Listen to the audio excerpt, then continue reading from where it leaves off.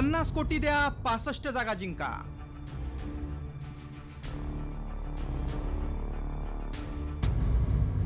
EVM हॅकिंगसाठी मवियाला offer.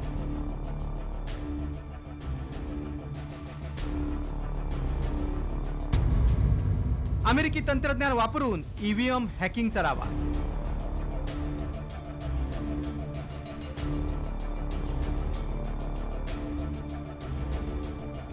विधानसभा निवडणुकीत पुन्हा EVM हॅकिंगचा मुद्दा ऐरणीवर आलाय।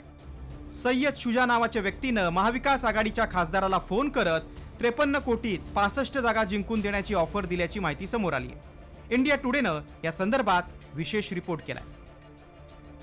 सय्यद शुजा नावाच्या व्यक्तीचा मवियाच्या खासदाराशी संपर्क। विधानसभा निवडणुकीत ईव्हीएम हॅक करण्याचा दावा करण्यात आला। खासदारानं इंडिया टुडेला ही माहिती दिली। खासदाराचा पी असल्याचं सांगून पत्रकाराचा शुजासोबत संवादही झाला। लढवत असलेल्या 102 जागा जिंकून देण्याविषयी चर्चा झाली। 102 जागा जिंकून देणे शक्य नाही, त्यातील 63 ते 65 जागांवर हॅकिंग शक्य असल्याची शुजाची माहिती आहे। शुजानं 63 जागा जिंकून देण्यासाठी तब्बल 6 मिलियन अमेरिकी डॉलर देण्याची मागणी केली। 2014च्या निवडणुकीत एका पक्षासाठी आपण ईव्हीएम हॅक केल्याचा दावा शुजानं केला होता। एवढंच नाही तर जानेवारी 2019 मध्येच दावा केला होता। त्यावेळी तंत्रज्ञांच्या टीम समोर शुजानं लंडनमध्ये या संदर्भात प्रात्यक्षिक करून दाखवलं होतं।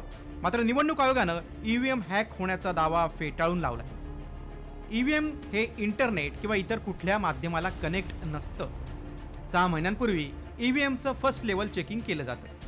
चेकिंग नंतर 5 ते 6 दिवस आधी मशीनमध्ये चिन्ह टाकली जातात। मशीनमध्ये बॅटरी टाकण्यावेळी उमेदवारांच्या प्रतिनिधीची सही घेतली जाते।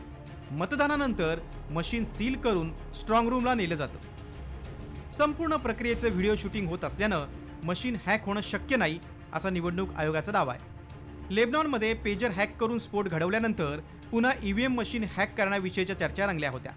तर एलॉन मस्क यांनीही ईव्हीएम हॅक करता येणं शक्य असल्याचं सांगितलं होतं। आता मवियाला मिळालेल्या ईव्हीएम हॅकिंगच्या ऑफरमुळे पुन्हा एकदा ईव्हीएम भोवती संशयाचं वादळ निर्माण झालंय। ब्युरो रिपोर्ट, साम टीव्ही न्यूज।